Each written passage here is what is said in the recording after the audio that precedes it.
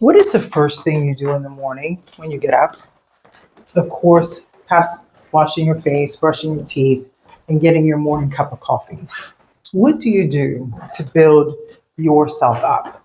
What kind of rituals do you have in place to, you know, protect yourself, to realign with yourself, to affirm yourself? Do you have things that you say to uplift you, to get you centered and get you connected to yourself? You know, every morning, I would say in the last 10 years, I have this routine. And I really live my life through these processes, through these routines. And of course, once I get up and have a cup of coffee, get dressed and all that, I always say my morning prayers. There's something about sitting down and just being thankful and grateful for everything that I have, looking forward and seeing what is it that I want to attain or how I want to be and show up for my best person. I do all of this stuff before I go out for my morning walk. And this is my routine to get me centered and connected to myself. Because all of us women know out there, whether you have children or not, once you walk out that front door, somebody wants a piece of you all day long. Having these rituals in place that really remind you of your self worth and recognizing that you are valuable just because you exist, those rituals reaffirm that for you in every single day. It reminds you who you are and where you come from. And if you don't have them, it's okay.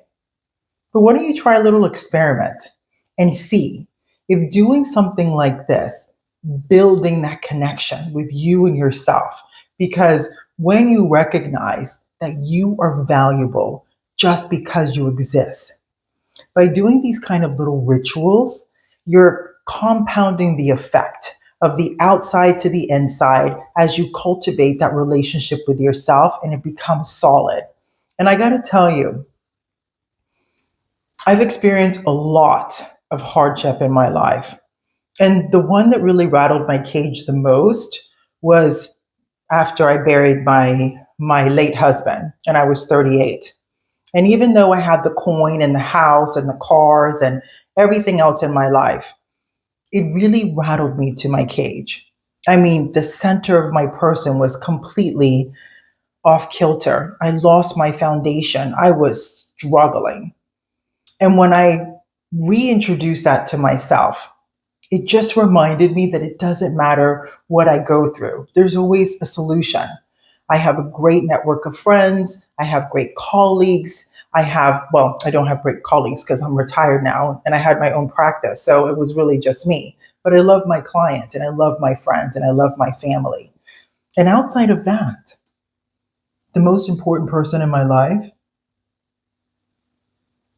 is me, just like you.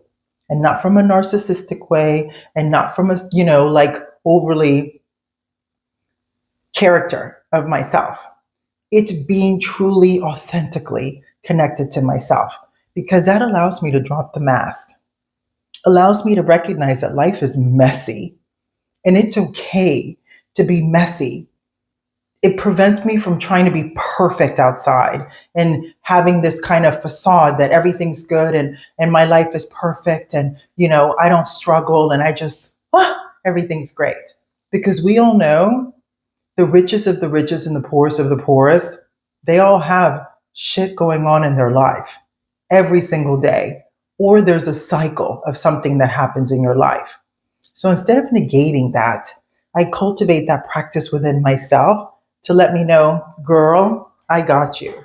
And if we don't have it, we have a nice network of people who can.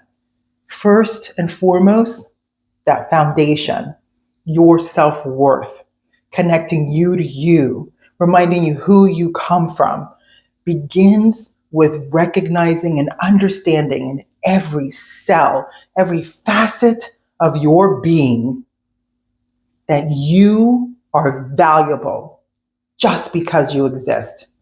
And it is something, girl, that it was a mantra that stuck to me from 38 forward. And now I'm 56.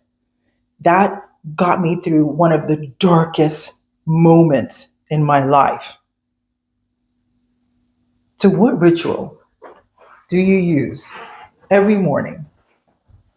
And if you don't have a ritual to get you connected to yourself, you can borrow mine until you develop your own.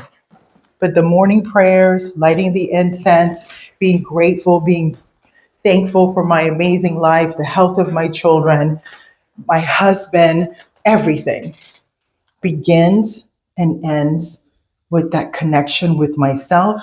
And then from there, when it's full, I can pour and support those in my life. I trust this helps. Pussily Puss.